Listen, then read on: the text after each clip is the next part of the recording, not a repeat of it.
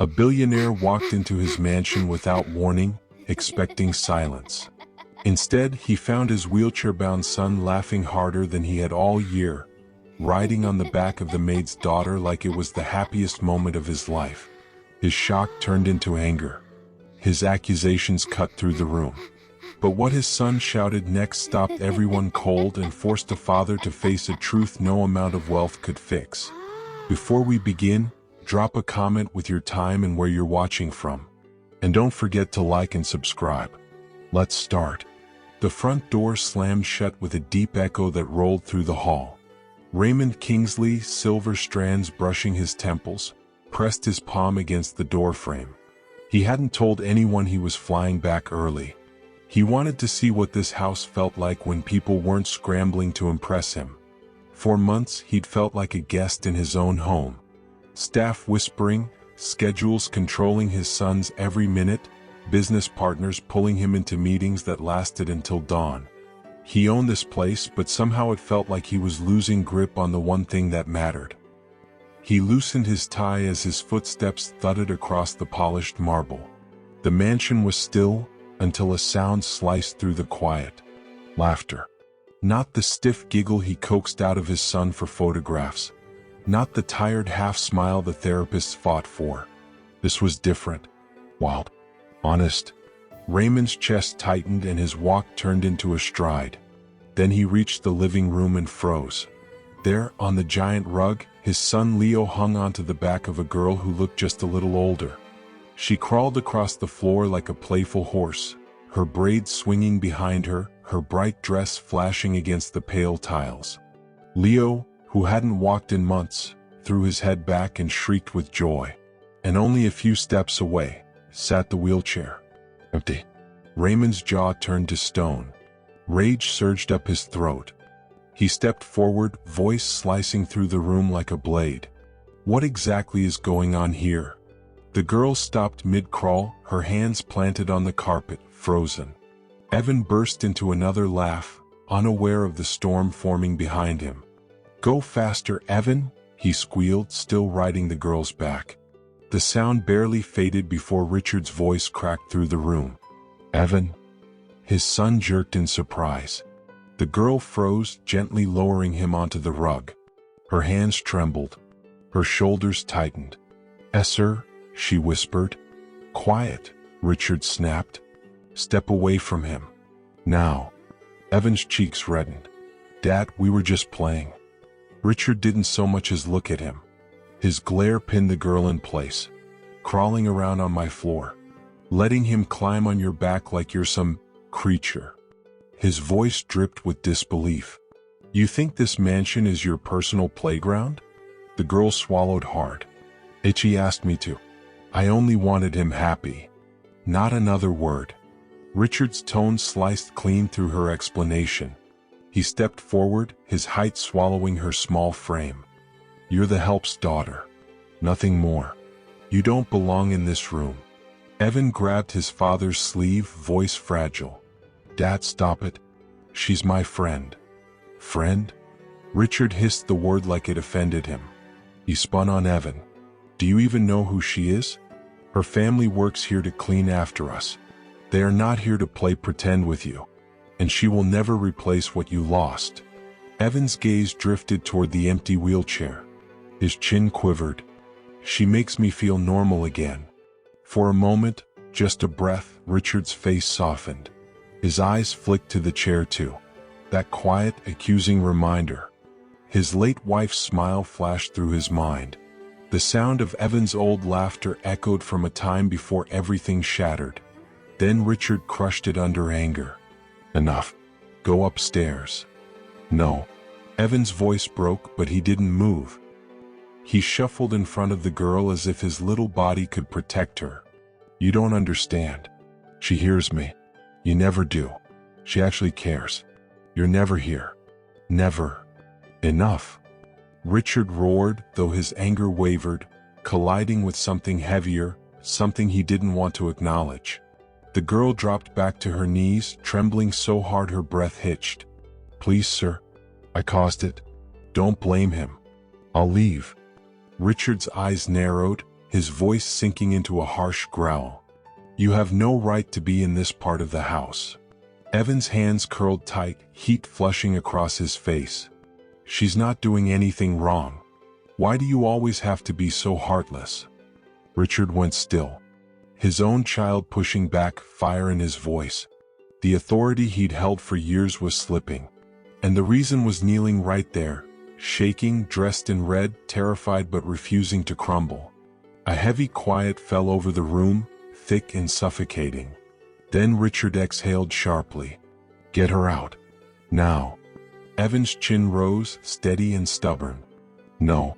The girl's eyes widened, her whisper barely audible. "Please, don't fight because of me." But neither of them shifted. Richard strode forward, polished shoes flashing beneath the chandelier as his shadow swallowed both children. The sharp light overhead carved harsh shapes across the rug. Even the walls seemed to listen. And something twisted inside him.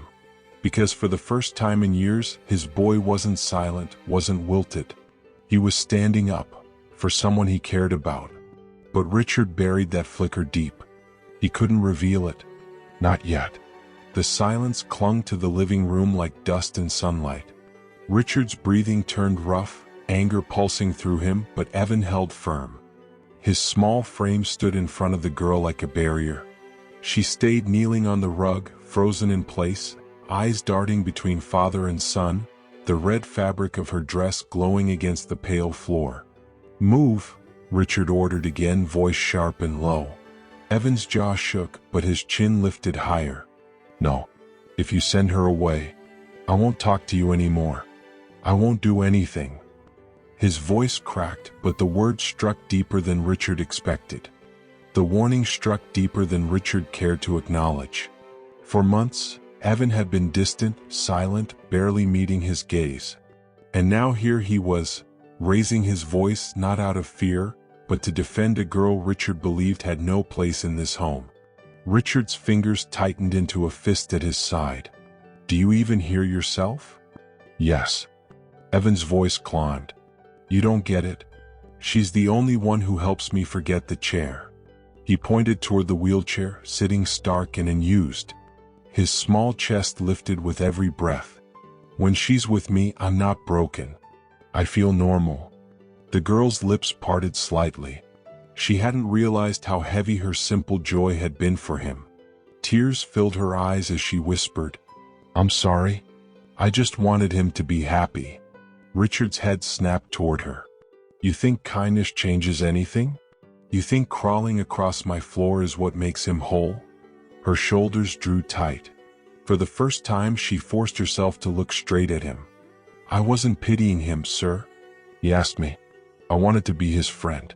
Isn't that better than leaving him lonely?" Just then, hurried footsteps echoed from the hall.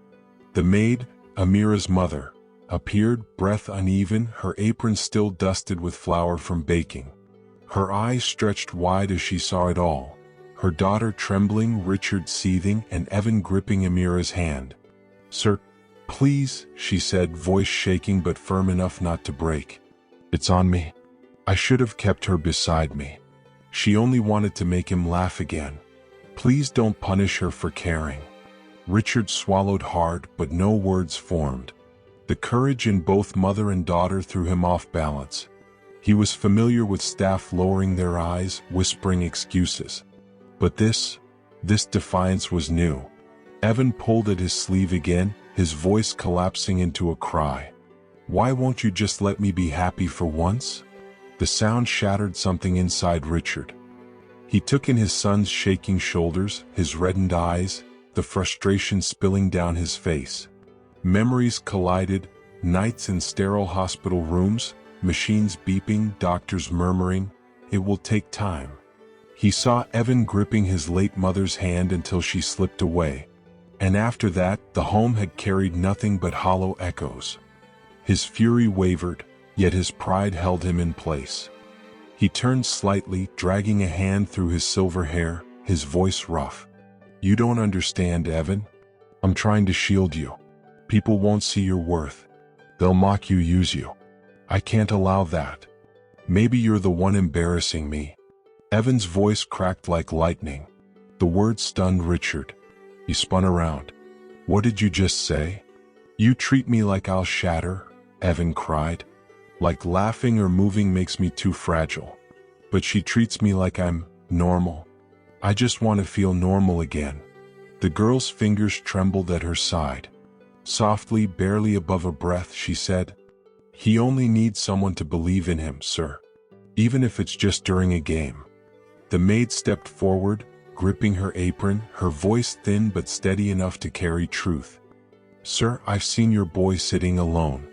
I've heard him weep when he thought he was unseen.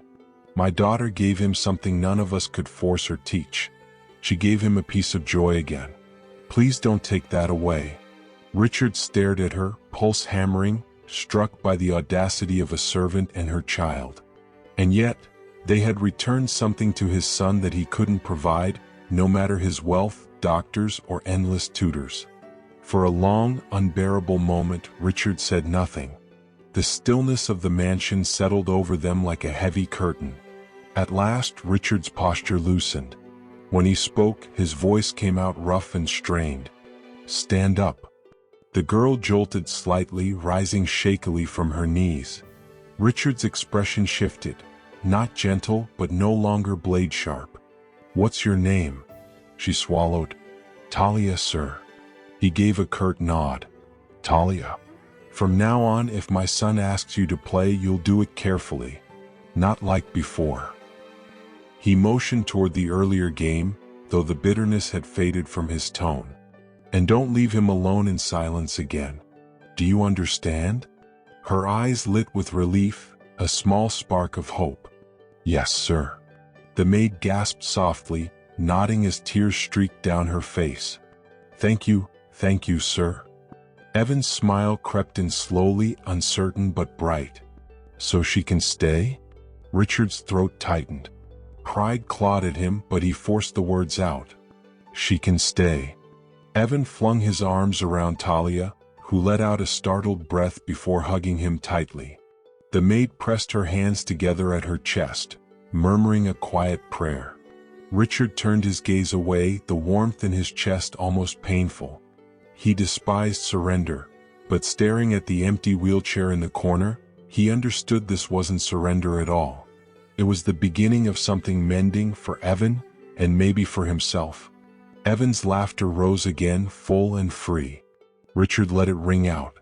For once, he didn't stop it. What would you choose in Richard's place? Hold on to pride or listen to your child's heart?